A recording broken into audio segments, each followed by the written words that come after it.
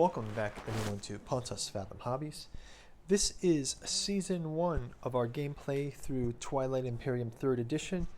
We are entering into Turn 2, and quick wrap up of how we did this. We had 4 setup episodes, then we did a Turn 1 episode for each of the 6 player houses. So now we're going to do a similar thing with Turn 2 because this is my first time through this, and the way the turn breaks down is I think I'm going to do turn 1 in 3 stages. I'm sorry, turn 2 in 3 stages. So we'll do turn 2 part 1 will be strategy phase, turn 2 part 2 will be the action phase, and turn part 3 will be the status phase. So let's kind of go through with that idea. Just to make it more confusing, there's a optional rule I wanted to include that I forgot to set up. So we'll actually have a turn 2 setup phase, which will be placing leaders. So we'll get into that shortly. We'll read through that leaders section, do a turn 2 setup, and then we'll go into the 3 components of turn 2. Okay, before we jump in, quick shout out to Pontus Fathom Press, Book 1 and 2 of the Quantum Locksmith Saga, Dead Sons 11, the sequel volume Locksmith of Quanta. If you like sci-fi, check these out. Go over to our Patreon or our sister channel, Pontus Fathom Press, and we've done some read-through and book reviews of these. Check them out if you're interested. It can help support the channel. You can also support us through our Patreon site, where we have lots of great content over there. You can help us even just by growing this channel. Your comments, your subscription, your likes helps us get notified, gets us recognized by the YouTube algorithm, and helps us to reach out to more board game fans out there. So leave a comment, share it with someone you know. We're trying to get up to 1,000 subscribers. If we do, looking to maybe start live streaming, maybe on Twitch and YouTube as well. Other quick shout out, we are across all the platforms now. So if you're on Odyssey, if you're on Rumble, if you're on BitChute, the back catalog is catching up on those channels. So say hi over there. Let's grow the community on those. I'm noticing some of my traffic is much higher on those channels from YouTube. I think the YouTube algorithm is obviously broken. So thanks a lot for going to check out our link tree below. Okay, so let's jump into what we're going to call turn 2 setup 5, I guess. I've got the optional rule for all of these leaders. So let's place those first. So let me get these out of the way. We can read about these leader rules, and then we can kind of go through and set them up.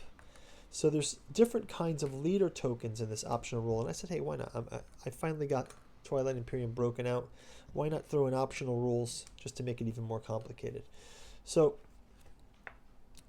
quickly, I just wanted to make sure this is here. This is here. So yeah, so there's a optional rule that I thought was pretty cool.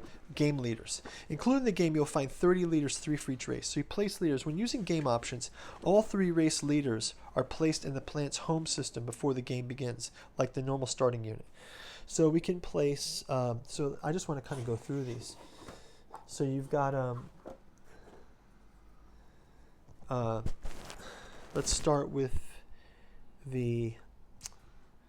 we'll start with the Barony of Letnev. So Barony of Letnev, we've got Yunlin, Ciel, and Faran. So let's just place them on Arc Prime for now. We'll just place them all on Arc Prime for now just to kind of get it going. Let's go over to the Emirates of Hakan. For this, we've got Harug, Karth, and Gila. So place those also on Eretze. For the Mentax Coalition, we've got Click, Sufi, and Havat. They'll be on Mol Primus. For the Soul Federation, we've got Connor. Is it Sarah Connor's son? John Connor, Rev, and DeLewis. I'll put them on Jord. For the Nelu Collective, we've got Ziyu, Telsa and Maban.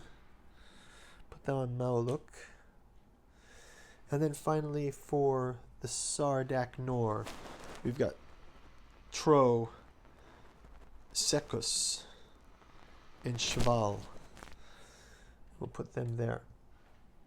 Some other rules on these guys, just to kind of get through this. It says, placing leaders when the game options begins. Unlike ground forces in PDS, however, any spaceship, including fighter, may transport one or more leaders using the same rules as carriers. Leaders do not count towards the capacity. A leader is not allowed to land on a neutral hostile planet. If a leader is part of a combat invasion, they could be captured or killed. On a planet, if a planet contains a leader successfully invaded, roll a dice. So now there's three kinds of leaders. A scientist, a diplomat, a general, and an admiral. So we can also disperse these guys through the planets as well. So let's kind of go ahead and do that last exercise. So let's start with the Sardak Nor. So we've got a diplomat, let's go back to the different tokens styles here.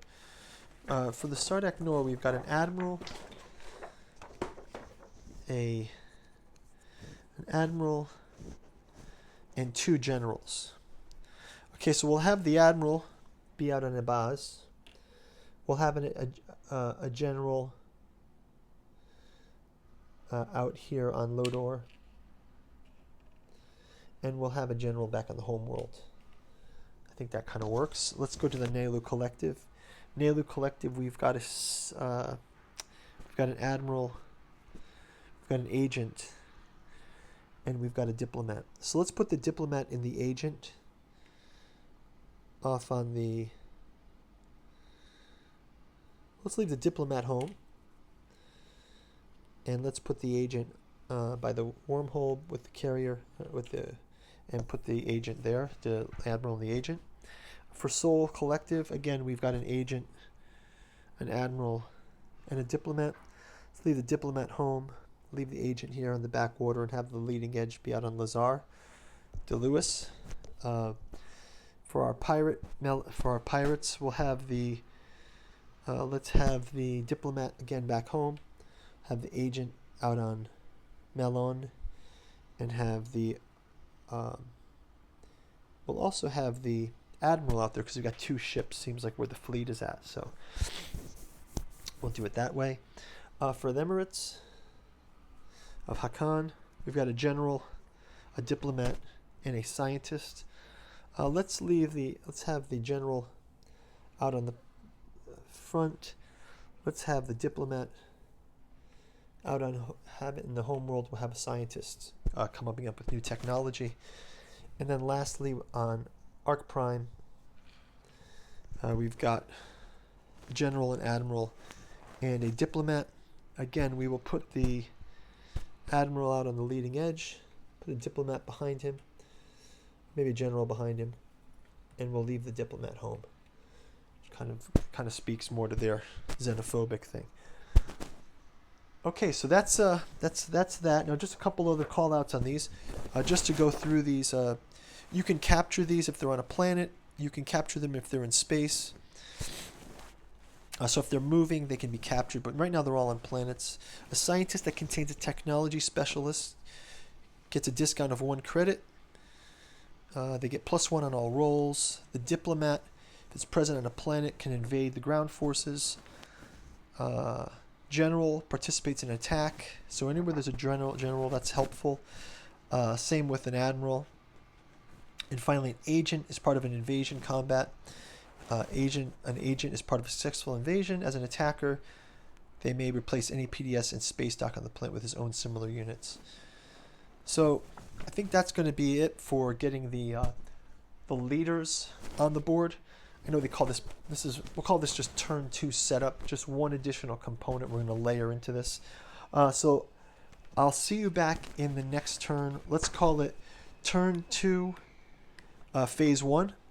Turn 2 phase 1, and we'll get into the the strategy phase. We'll pick our strategy cards and get through that.